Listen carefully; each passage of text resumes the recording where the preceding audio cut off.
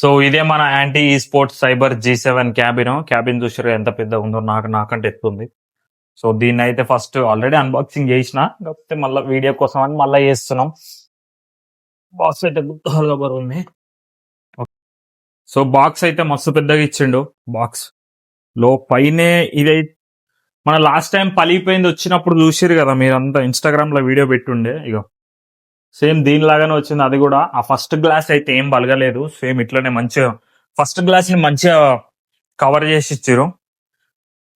So box open చేయగానే cabinet ఉన్నది. అబ్బా ఇంత గట్టి. సో యూజర్ మాన్యువల్ అయితే వచ్చింది, అండ్ అట్లే ఇక్కడ కొన్ని నట్లు అయితే ఇచ్చారు. ఏది ఇప్పుడు మనకి ఫస్ట్ వచ్చిన గ్లాస్ ఉంది కదా, ఆ గ్లాస్ ని ఇటు సైడ్ ఫిట్ చేయడానికి ఒక సైడ్ గ్లాస్ ఉంటది, ఒక సైడ్ గ్లాస్ ఉండదు. దీనికైతే మనమే ఫిట్ చేసుకోవాలి. ఆ ఫిట్టింగ్ కూడా చూపిస్తా.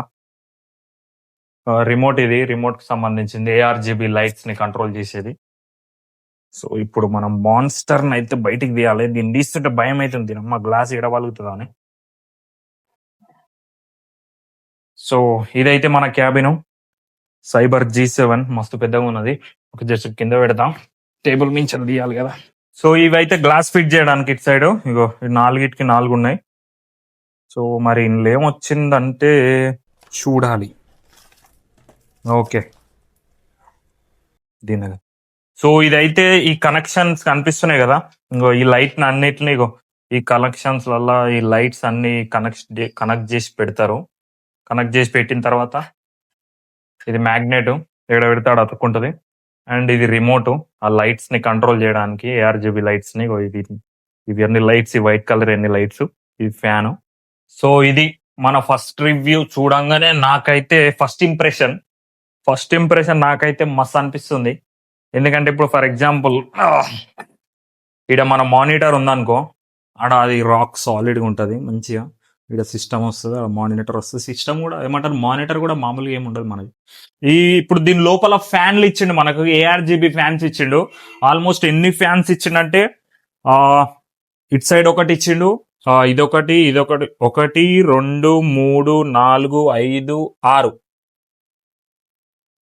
6 ఫ్యాన్లు ఇచ్చిండు మొత్తం. ఈ 6 ఫ్యాన్లు కాకుండా మనం ఇంకా ఎట్లాగో ఇక్కడ కూలెంట్ వస్తుంది కాబట్టి ఇక్కడ ఒక 3 ఫ్యాన్లు వస్తాయి. 6 + 3 7 8 9 ఫ్యాన్లు అవుతాయి మొత్తం. 9 ఫ్యాన్లు పెట్టి కూలింగ్ అయితే నో ప్రాబ్లం. మొత్తం అసలు ఇదంతా ఎయిర్ కూలింగ్ ఉన్నది, ఎయిర్ మంచిగా వచ్చి మంచిగా వెళ్ళిపోయేటట్టే ఉన్నది, చాలా కంఫర్టబుల్ గా ఉంది చూడడానికి అయితే.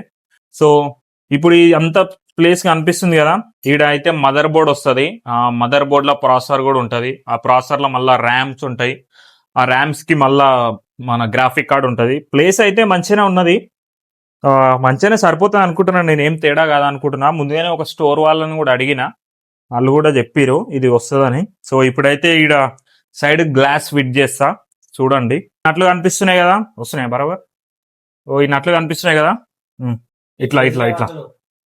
ఇది అసలు కథ, ఈ గ్లాస్ వలిగిపోయండి, దీన్ని అయితే ఫిట్ చేసి ఇచ్చిండే. ఇది కూడా ఊగుతున్నది, దీన్ని మళ్ళీ సెట్ చేసుకోవాలి నేనే. ఇంకా ఏం చేస్తాం, తప్పదు. ఏదో ఒకటి వంక పెడితే వస్తున్నది, మంచిగా అయితే వస్తలేదు.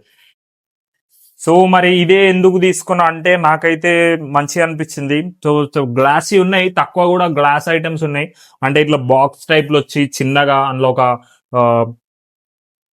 9 నుంచి 10 ఫ్యాన్ల దాకా కూడా పడతాయి. లుక్ కూడా బాగానే ఉంది, మొత్తం గ్లాస్ ఐటమే. కానీ సో నేను సెట్ చేయాలనుకున్న నా సెటప్ కి, నా ఇమాజినేషన్లు ఉన్నదాన్ని బట్టి చూసుకుంటే నాకైతే కొంచెం అంటే ఎట్లా అంటే డిఫరెంట్గా ఉండాలనిపించింది. అంటే నార్మల్ గా క్లాసిక్ గా కాకుండా డిఫరెంట్గా ఉంటే మంచిగా ఉంటుంది అనిపించింది. సో అందుకే యాక్చువల్లీ దీన్ని నేను మోడిఫై చేపిద్దాం అనుకున్నా, కానీ అడగాలి మరి యాంటీ స్పోర్ట్స్ వాళ్ళని అడిగితే అది ఎంత అవుతుందో. ఒక 5,000 to 6,000 అయితే నో ప్రాబ్లం, కానీ ఇంకెక్కువ పెట్టాలంటే నాకు ఇబ్బంది అవుతుంది. సో ఒకవేళ ఎక్కువ అవుతుంది అంటే ఇంతే ఉంచుతా, లేదంటే మోడిఫికేషన్ చేపిస్తా. మోడిఫికేషన్ అయితే ఇంకా క్రేజీ ఉంటుంది, సో దానికైతే టైం పడుతుంది. సో ఇప్పటి వరకు అయితే ఇదైతే నాకు చాలా మంచిగా అనిపించింది. చూస్తుంటే లుక్ చూడొచ్చు మీరు. అమ్మో మళ్ళీ గ్లాస్ మెసేజ్ మర్చిపోతుంది. ఓకే.